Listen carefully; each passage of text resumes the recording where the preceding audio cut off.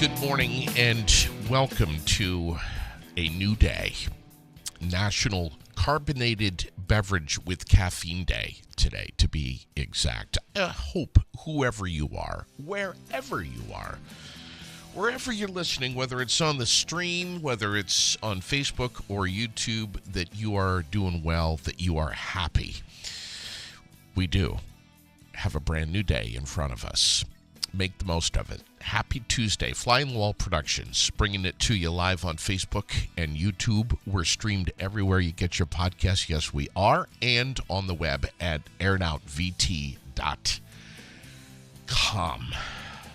Weather from NBC 5, lower 40s for most Vermonters waking up this morning. 45 and partly sunny a little bit later today. It's going to be actually a pretty nice day. Cloudy, 33 tonight. Tomorrow, 50 and partly sunny. And then rain and lower 40s for Thursday, Friday, and Saturday. A lot of stuff going on this morning. Before I even forget, it is Wellness Wednesday. Well, that's tomorrow. Technically, tomorrow, Wellness Wednesday from Washington County Mental Health. Central Vermont has been talking about this for a long time. It's been going on for a couple of years now. Do not miss the next one. It is tomorrow, 4:30 until 7 o'clock upstairs at the Well Space building at 23 Summer Street. We're going to be talking a lot more about that and all of the great things that Washington County Mental Health Services does for so many people. And we're going to be talking about that this morning, too.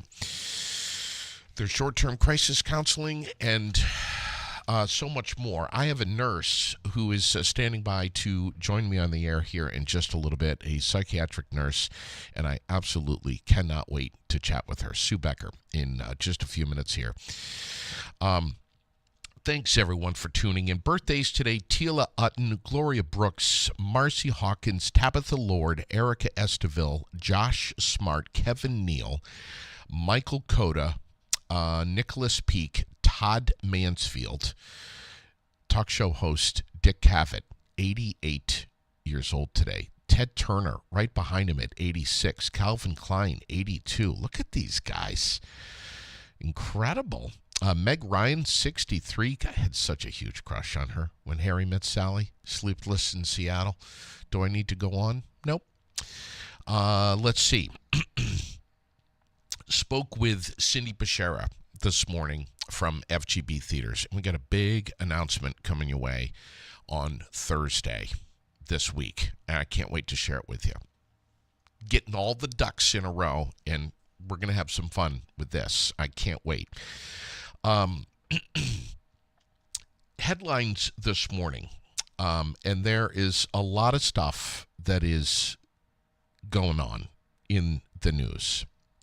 I always say, because it's true, some of it is good, some of it is not so good. And it doesn't, you don't have to be a genius to know that. All you have to do is turn on your phone this morning and see everything that is happening.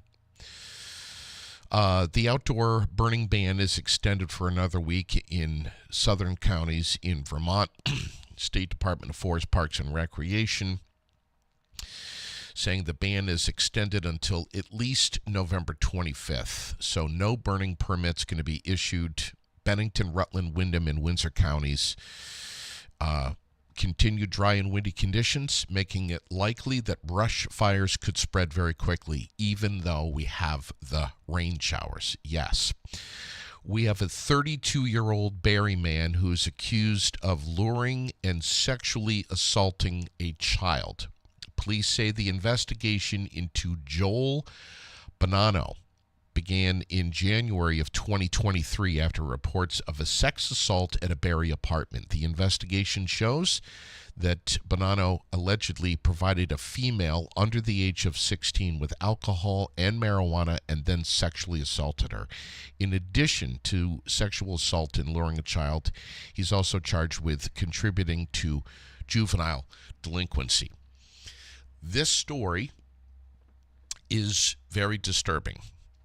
It is posted on the Aired Out page if you would like to read more details about it. But, ugh.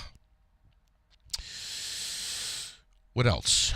We have, and believe me, there's some good news, and we're going to be talking about it. I will try so hard to make you smile this morning. I think I'm going to be successful. Yes, we're going to talk a little bit about the Macy's Thanksgiving Day Parade and the ridiculous lineup this year, if you can stomach it. That's coming up. The Massachusetts man charged with first-degree murder for a deadly shooting last Friday night in Rutland has pleaded not guilty. The judge set the bail at $1 million. There we go.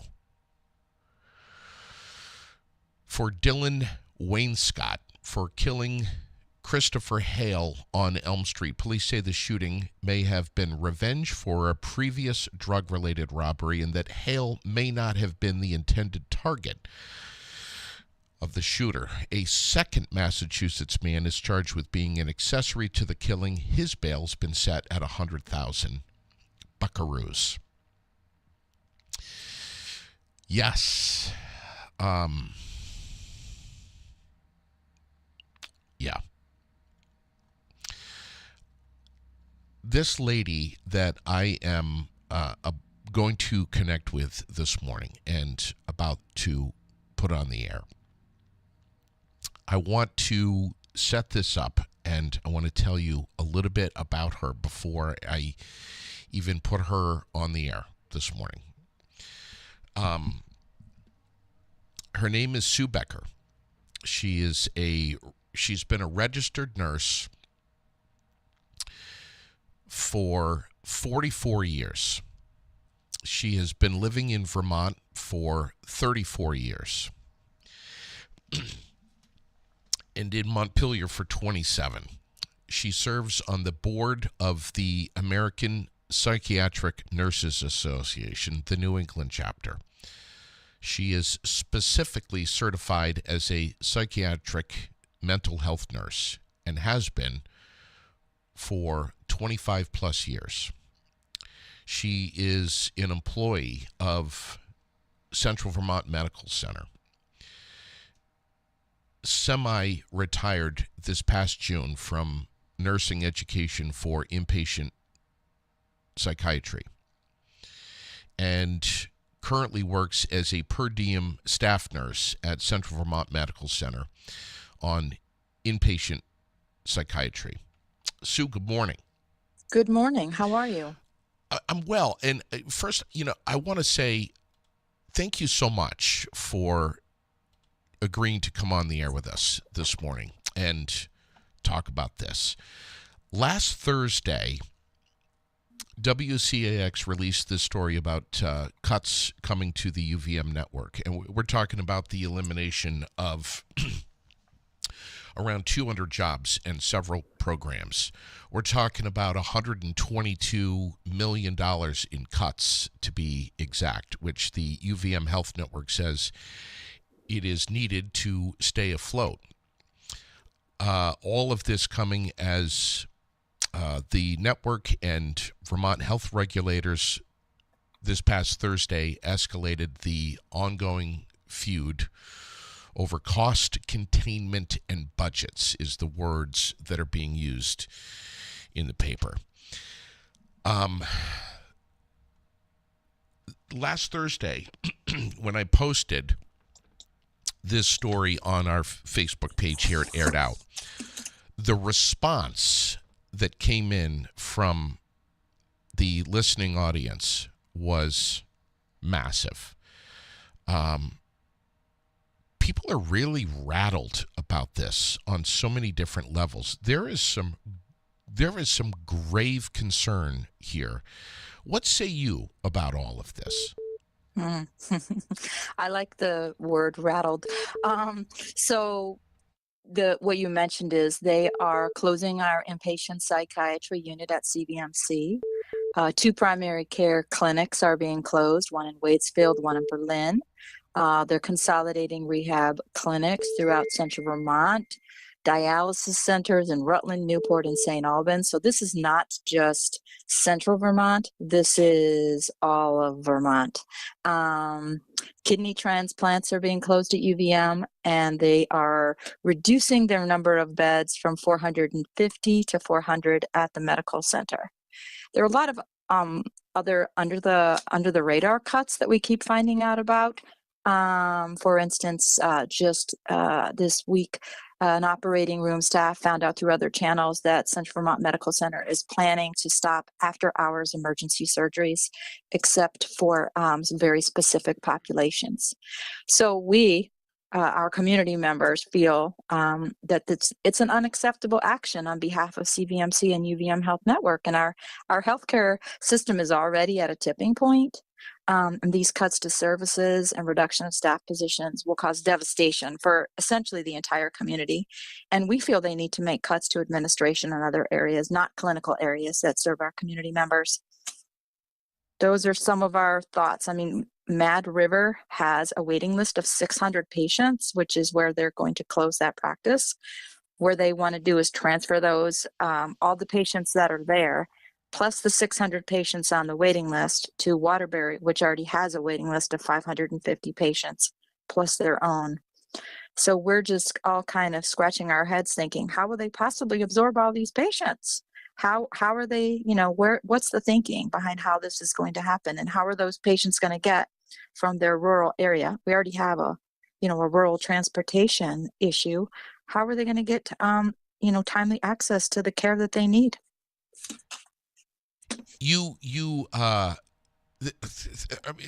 This is unbelievable to hear this for so many of us.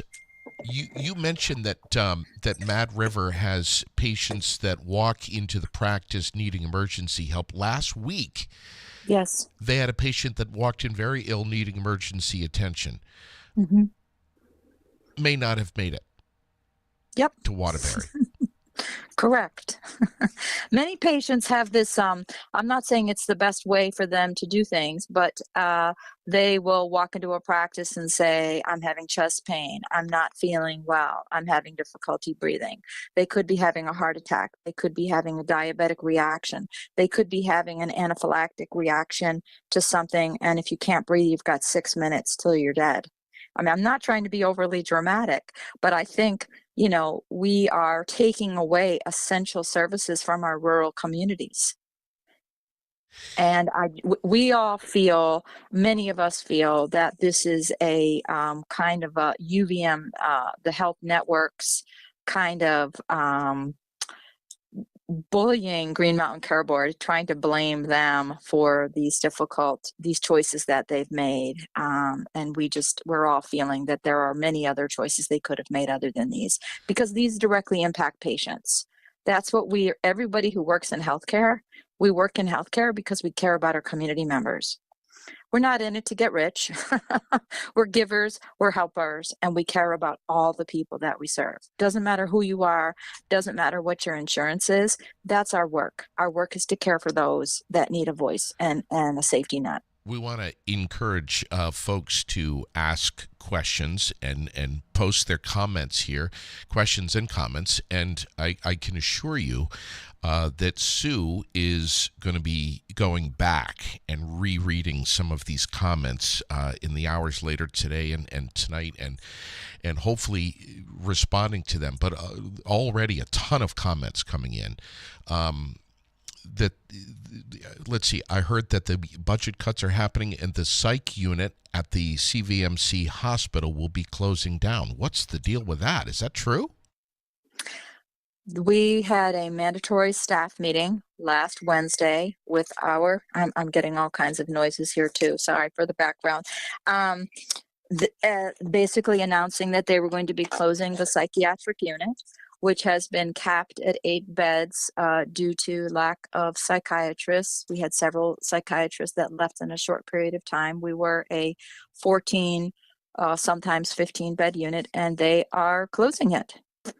And they made, so the point that I was, considering is that the Green Mountain Care Board, quote unquote, directed UVM Health network to provide more services for the mentally ill. More services. So our question is how we're reducing beds, provide more services, and that this one closure at Central Vermont, it's going to cause irreparable harm for our entire Central Vermont mental health community. Right. As it How is, is people wait reducing for beds yeah, providing more services? it's not. It's illogical. It's illogical, and I think the folks that are making these decisions have not considered the domino effect, which is that we already have people and patients. I'll just speak for Central Vermont Medical Center because that's what I know best after working there for 26 years. So they wait for days in our emergency room for some place to go when our unit is full. We have many adolescents and children who come to our emergency room waiting for psychiatric care. They generally utilize Brattleboro. So now the folks that we would have taken will be clogging up our emergency rooms even more. And then that potentially creates a delay for other people that are seeking services in the emergency room. So there are only so many beds and so many places to put people. Um, they suggested some ideas which were wonderful in terms of outpatient, but those things will take time. And in the meantime, we're heading into a really hard time in the year. Winter's a very hard time for people, with psychiatric and mental illness. So Yeah, we talked about that yesterday, and it's real. I mean, you couple in the fact that we have less daylight hours. We have the holidays, which a lot of people can really feel some very powerful effects of depression during the holidays. I mean, this timing could not be worse. Another comment here, which I think you just answered. I understand there's a building next door to the psych unit, but how will this affect the ones needing care at the ER? I mean, and another comment. This is devastating. To it the is health devastating. and well-being of our community. And this is going to be, I'm just, along with so many other folks, Vermonters, just baffled by this, just completely baffled. Another comment here, what can people do? And we're going to be talking about what people can do to help here at a grassroots level in just a little bit. But, Sue, we all know that there's a mental health crisis that's going on right now in our state and our country. I mean, look what's in the news today, yesterday, through the weekend. I mean, we've had what, three murders of family members just in the last couple of months. I mean, this is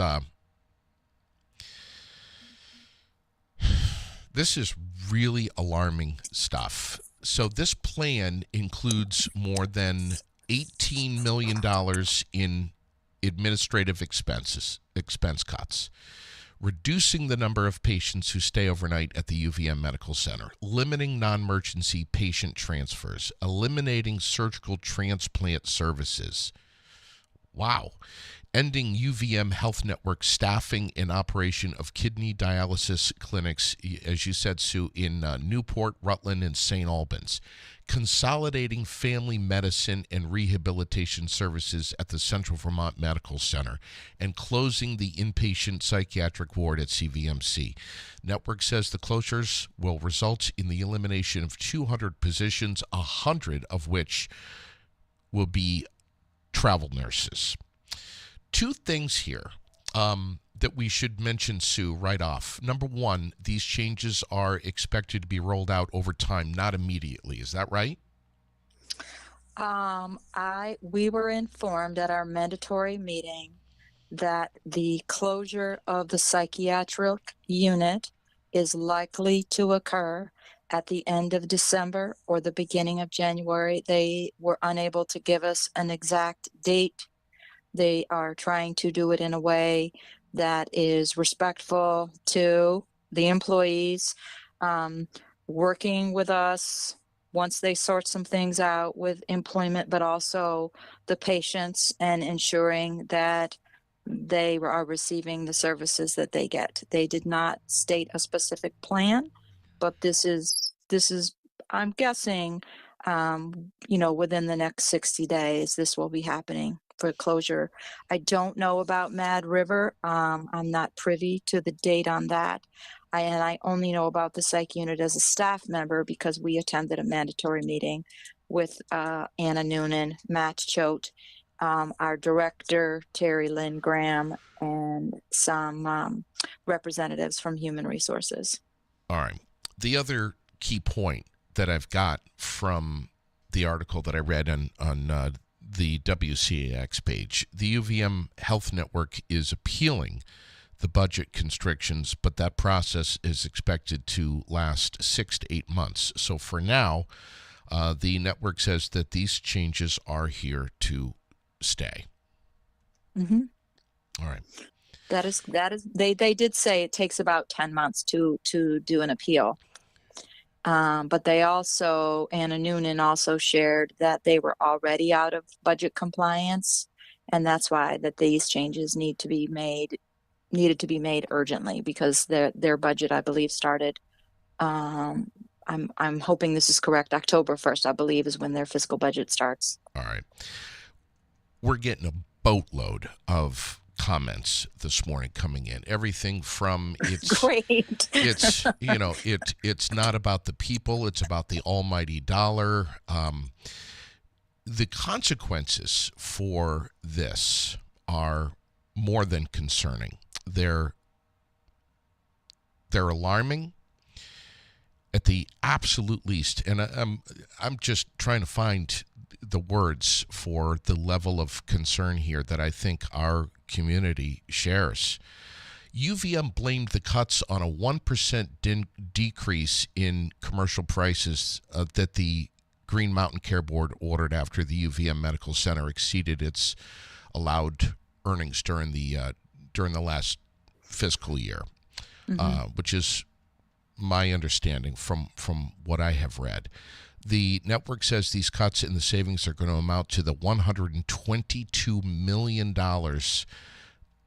the network was denied in patient revenue from those commercial price increases.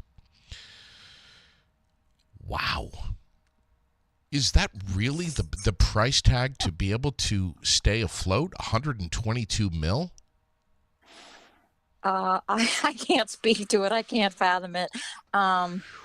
It's just, we as employees at Central Vermont have observed a lot of cushion fluff at the administrative level. Zoe Jecka, our field representative for our nurses union, shared that we have one manager or one leader for every 6 employees. UVM Health Network denies that, but there was a recent study that said that we have very high administrative costs. And so for those people who just graduated from nursing school, just bought their first brand new car, that are now being told they weren't employment, for a recently divorced nurse with children who just bought her house for the first time and is hearing this news. So it's about all the people we serve, but it's also about all the lives of the people that have dedicated their work, dedicated their lives to this kind of work. How can we imagine $122 million, JD, that this is how you're going to get your money, is hurting our community members. Really, it feels very targeted for me personally. At the most vulnerable populations. I've worked in psychiatry for over 40 years in some shape or form, taking care of all kinds of people, right? And so this just feels very biased and prejudiced towards the most vulnerable, and perhaps those patients that may not have a higher level of reimbursement. That's how it feels for me. And I don't know how others feel. I can really only speak for my personal experience, having done this work in 3 different states, taking care of many people who are struggling over this course of time. It just feels like a slap in the face to so many people in our community. This is really the tennis racket hitting the bee's nest here. I mean, you should see the comments that are coming in. I can't keep up with them this morning, but the Green Mountain Care Board says that this was an effort to make healthcare more affordable for Vermonters and that the UVM service reductions and cuts are unnecessary. Owen Foster from the Green Mountain Care Board is quoted in WCAX's article saying, "We need to really make sure these are the right decisions. The Care Board did not review these decisions by UVM. We did not approve them, and it's really important that systems are making sure the decisions they make are the right ones as a system."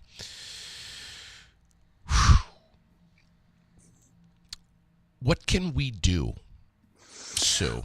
I mean, Well, let's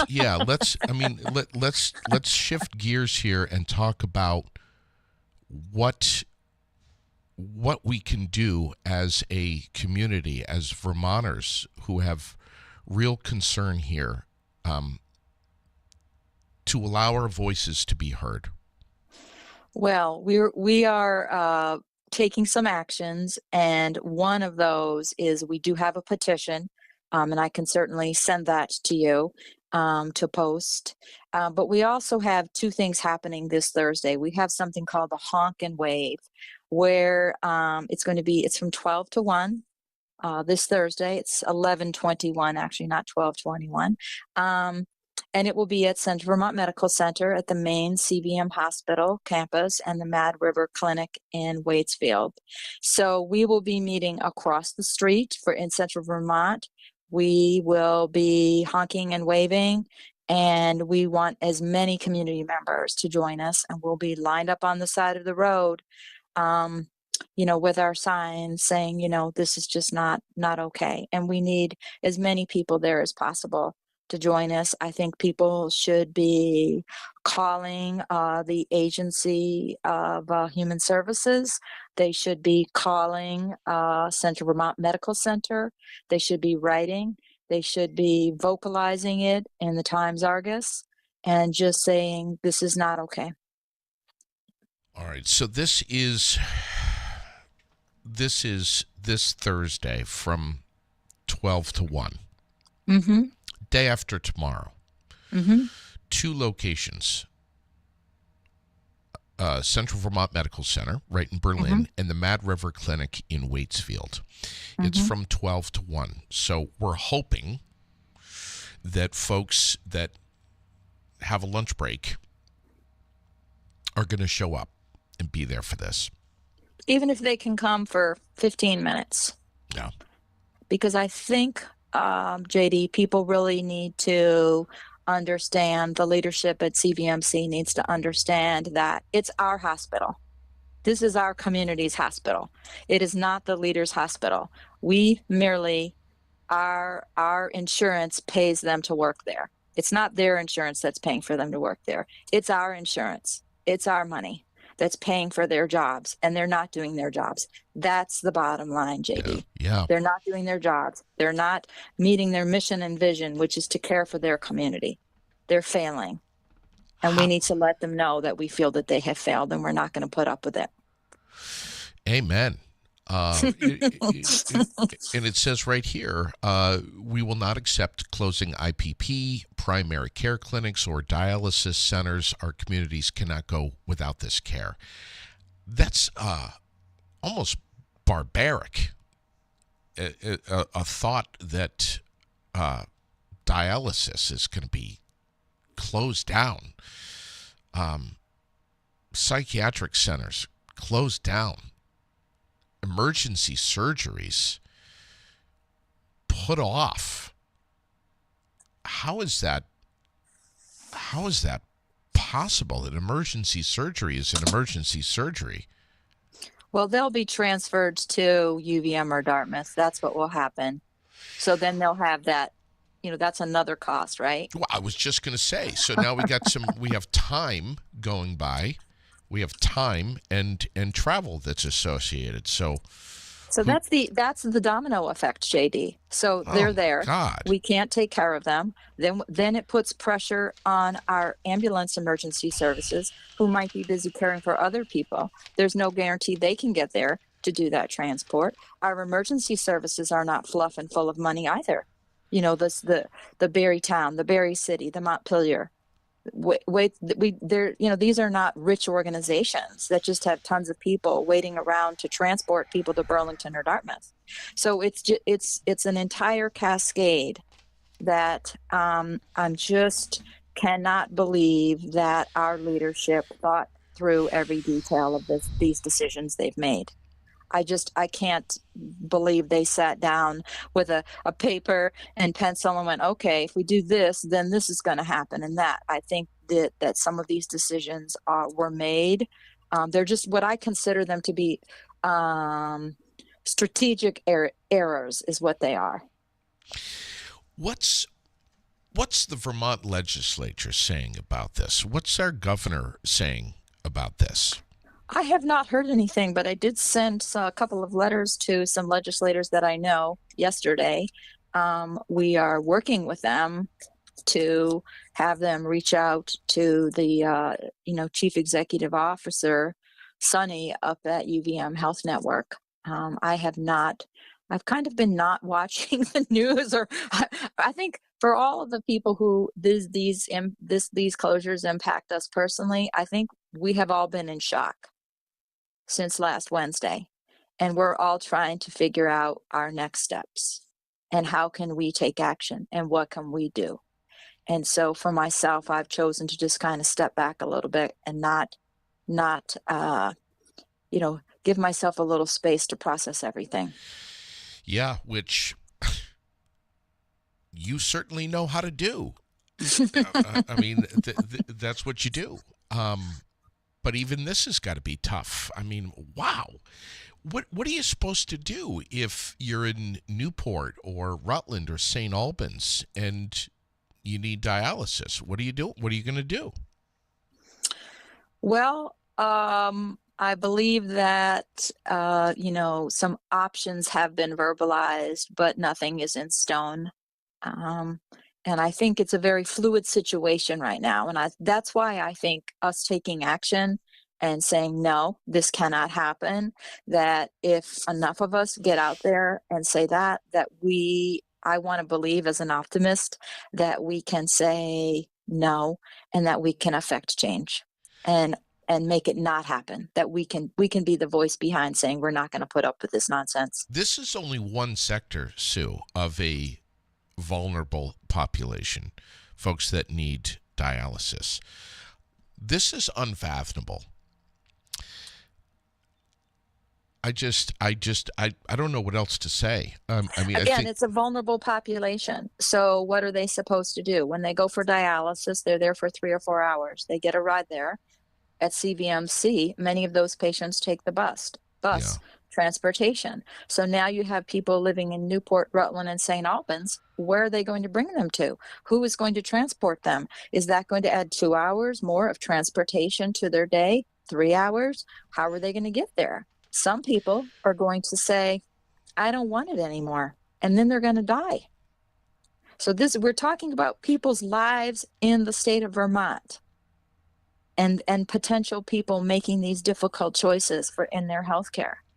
This is not a light topic. This is not a fun, happy topic, JD. This is serious business.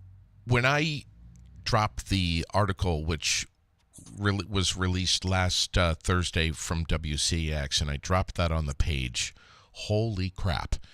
The comments that were coming in and the comments that are coming in this morning as well. And I hope, Sue, that you and your constituents are able to go back and read these comments that are coming in.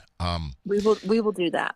But I got to tell you, there were a few comments of, and listen, we all react to stuff like this differently. Some of the reactions are a bit irrational,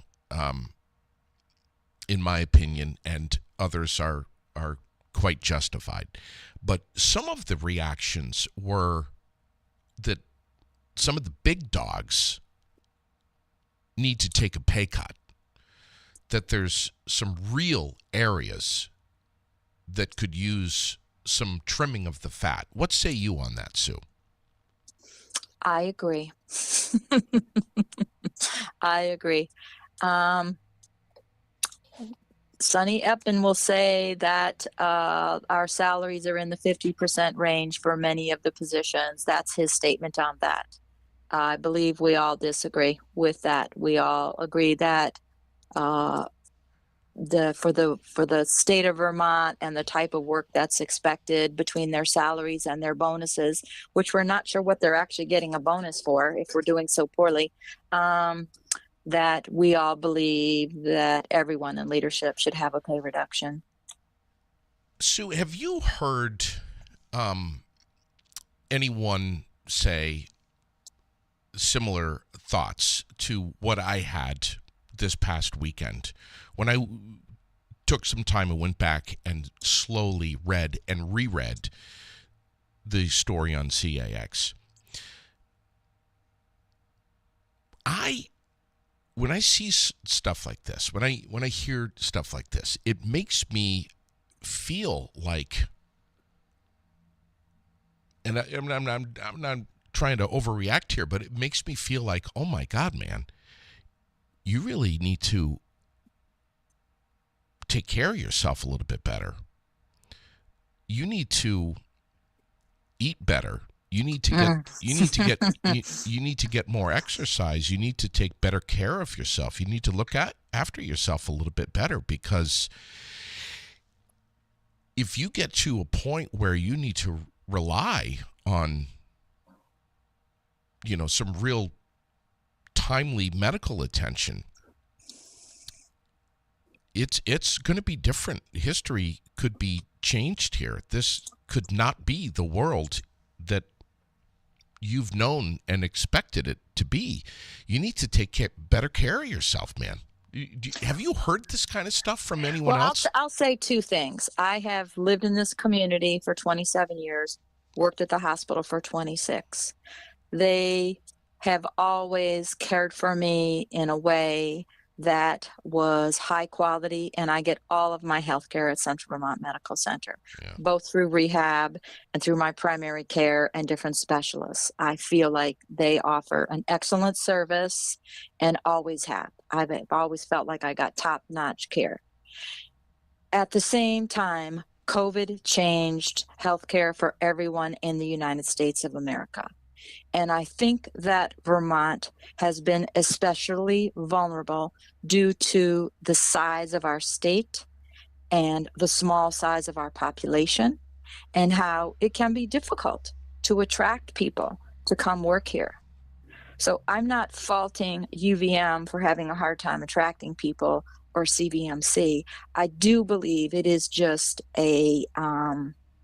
one of the effects of COVID that changed so much in how healthcare is managed. So I always try to take good care of myself because I'm a nurse. And I know that, prevention and wellness is the key to a long, healthy life. But I think that I don't think people, I think people will still be able to receive their services. But even over the last couple of years, there are delays. Many people during COVID in healthcare said, you know what, I'm tapping out. Yeah. My primary care, who I saw right before things got really real, they promised me they were going to keep working. And then about 60 days later, I got a note saying, I've made a decision to leave. She was an older provider. She'd done her work. She didn't want to, because it was very difficult.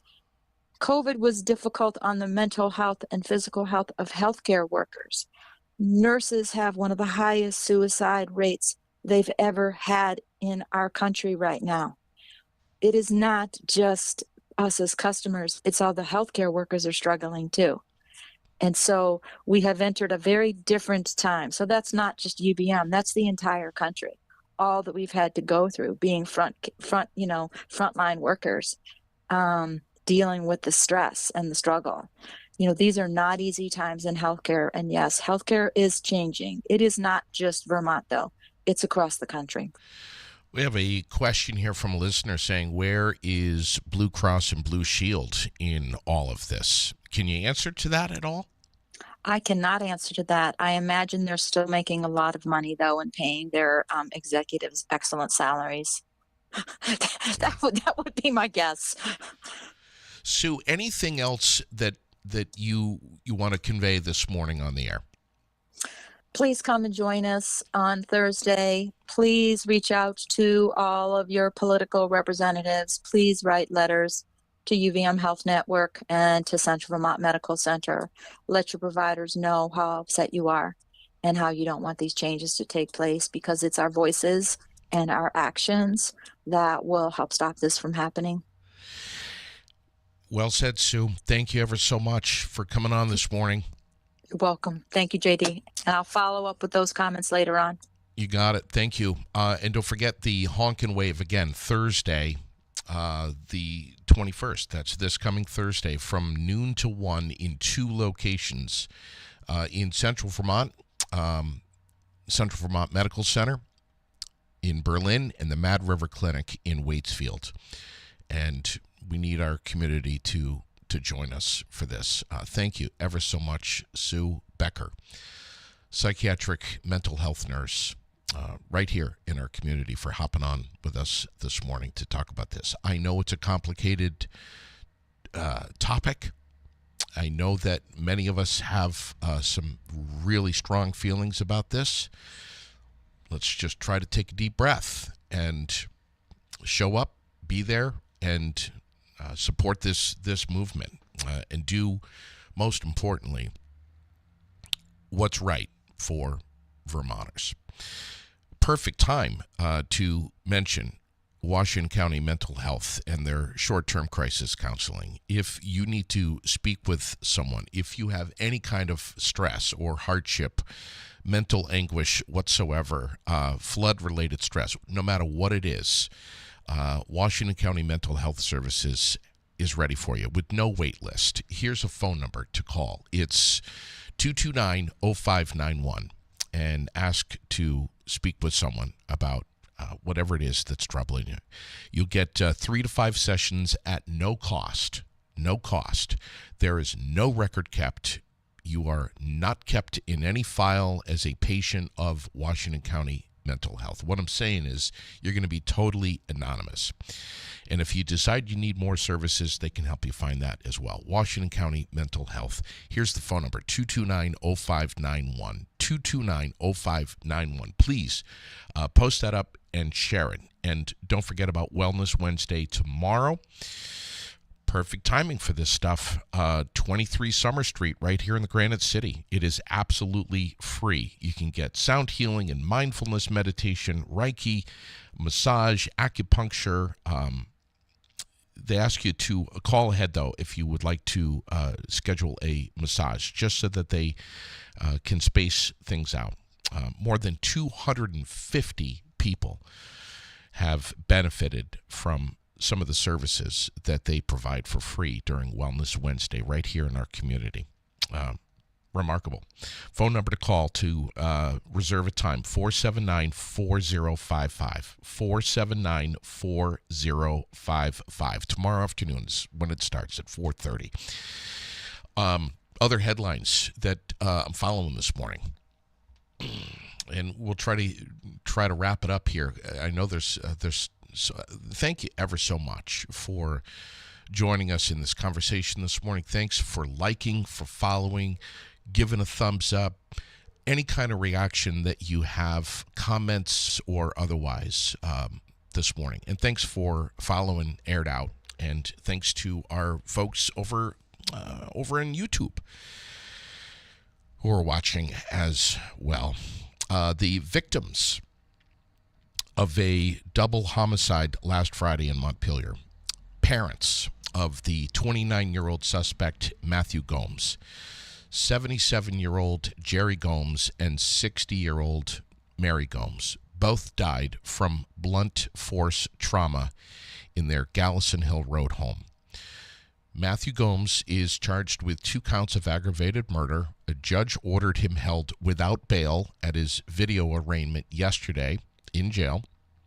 There's pictures of that all over the internet.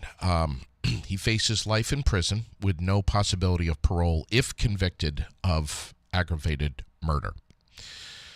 November 15th. That incident, and I was just talking about this to Sue, marks the third time in as many months that a person has been charged with killing members of their family in Vermont. As V.T. Digger reminds us. Here are the facts here, and Digger has done a great job on this story. He pleaded not guilty to the charges yesterday. He's being held at the Northeast Correctional Complex in St. Johnsbury. The charges carry a penalty of life in prison without the possibility of parole. A police affidavit that was filed with the court ahead of Monday's hearing describes a series of interactions between Gomes and emergency dispatchers. This is right from Digger.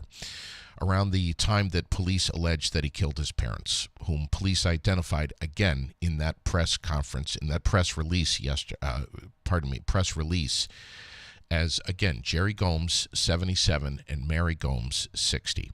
The affidavit is a little, some might find, a little disturbing in different ways, on different levels. I'll share with you some of that affidavit, and but I just want to give you a heads up that some of it's a little disturbing. And others of you might not find it disturbing at all, but, I just have to say that. It was written by the Vermont State Police Detective Sergeant Isaac Merriam and states that Gomes first called 911 around 2:15 a.m. on November 15th to report that people were being sexually assaulted, but he declined help from emergency services. The affidavit says around 3:45 that he called 911 again, but hung up shortly after. At that point, dispatchers paged Washington County Mental Health Services, and a staffer called Gomes back. But Gomes again hung up the phone. No one from the police or the local human services organization made contact with Gomes in person. This is all on Digger this morning that I'm reading directly from right here. Later in the morning, around 11:30, he called 911 again, this time telling a dispatcher that he was going crazy and had hurt some people, according to the affidavit. Told the dispatcher that an incident had happened overnight at his home on Gallison Hill Road, which police identified again as Gomes's parents' home and address. Police arrived at the house shortly after and found Gomes with what appeared to be blood on his shoe. They searched the property, found two people who Gomes had identified as his parents lying deceased along the tree line behind the house. One body smelled strongly of gasoline. Both appear to have suffered blunt force trauma to the head, according to police. Police later found stains that appeared to be dried blood throughout the interior of the family's house, and the markings were consistent with the deceased being dragged through the residence to the back exterior door. The apparent trail of dried blood led to a bedroom where there appeared to be a large amount of dried blood on a bed and on the floor. Again, this is all from the affidavit posted and written and published on VT Digger.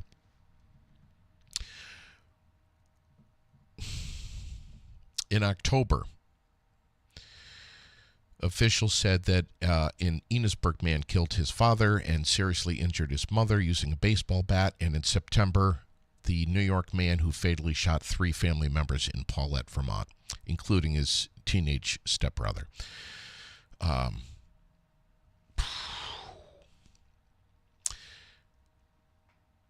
I got a text message from a friend yesterday.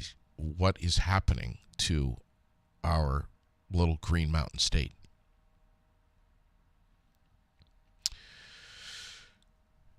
Gomes will be in court again in 30 days for a conference on the status of his case. So, yeah, I mean, I understand. This is this is some heavy stuff, and I get it.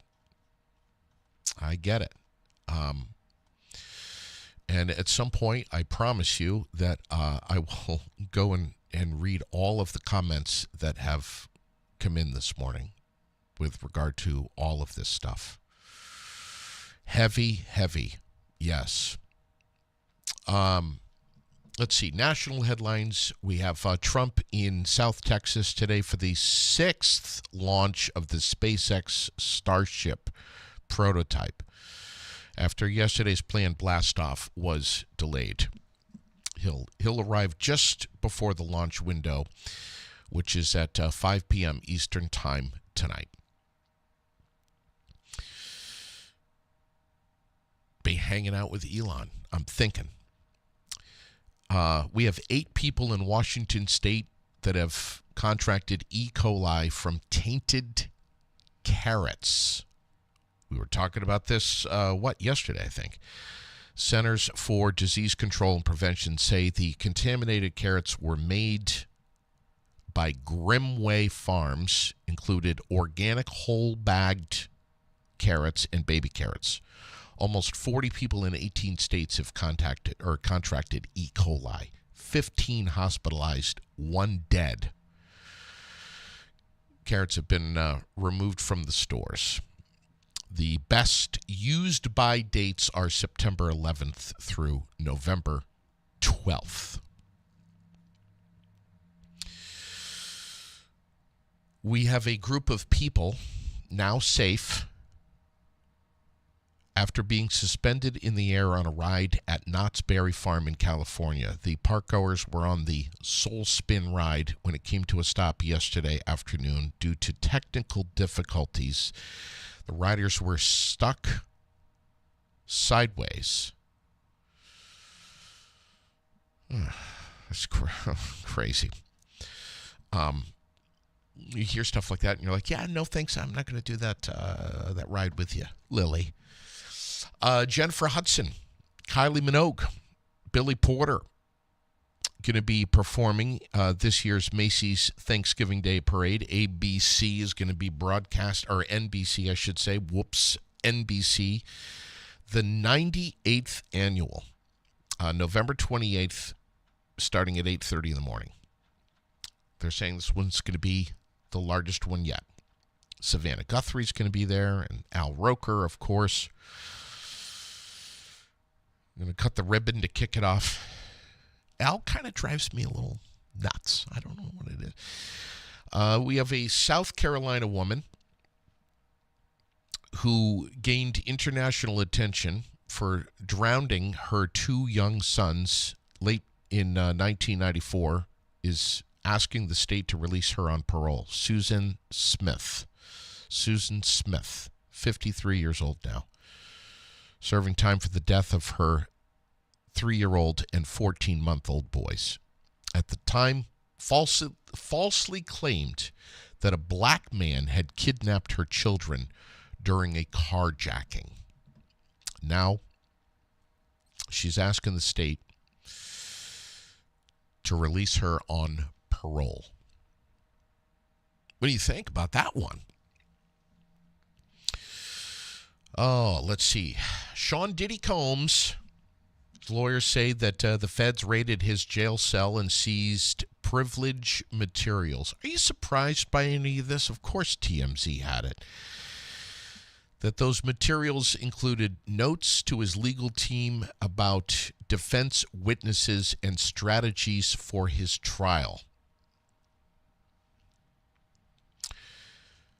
Diddy, you're so powerful, even behind bars. Record number of Americans planning to travel over Thanksgiving AAA expecting about 80 million people are going to be driving and flying between Tuesday, November 26th and Monday, December 2nd. It's about 1.7 million more than last year. American Airlines gearing up to handle more than 8 million passengers. Remember Planes, Trains, and Automobiles? Remember that movie? John Candy, loved it. Let's see. California Governor Gavin Newsom says that Eric and Lyle Menendez will not receive clemency from him just yet. Newsom said Monday he wants to see what new Los Angeles County DA Nathan Hochul wants to do about the case first before he makes his own decision. The brothers are currently serving life sentences in prison without possibility of parole for the 1989 murders of their parents. President-elect Trump vowing a mass deportation of illegal immigrants, which has some farmers very worried about a lack of manpower to pick up the crops. Or to pick the crops, I should say, including right here in Vermont. Texas Republican Congressman Tony Gonzalez says that agriculture workers should not be the focus. He joined the weekend talk shows to say that convicted criminals should be targeted. Parts of Florida expected to feel what's left of Tropical Storm Sarah. Remnants of Sarah dissipated yesterday morning after bringing more than 3 feet of rain to Honduras. How's that even possible? National Hurricane Center says the storm could bring tropical moisture to the Sunshine State and the northern Gulf Coast tomorrow. World news. It's a wrap for the G20 summit in Rio de Janeiro. President Biden was there, reiterated American support for Ukraine in its fight against Russia. Also promised $4 billion over the next 3 years to the World Bank International Development Association, an agency that assists the world's poorest nations. What was that figure? $4 billion. That's a steep promise, Joe. Ukraine fired 6 U.S.-made missiles at Russia's Bryansk region. Russia's defense military is talking about this. Days after President Biden erased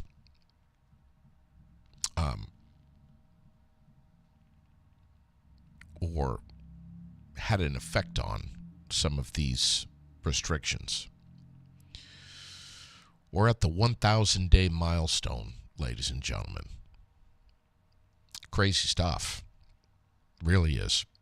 Sports, Houston Texans throttled the Cowboys 34-10 in the Lone Star State Showdown Monday Night Football last night. Texans are atop the AFC South at 7-4. Oh, my goodness. What else is going on? Music news. Rod Stewart's One Last Time tour heading to the United States. 20-date North American leg going to kick off on March 7th in Austin. Wrap up August 15th in St. Louis. Cheap Trick is along for the ride for it looks like 17 of those 20 dates. Wow. Tickets go on sale Friday if you're a fan of Rod the Bod.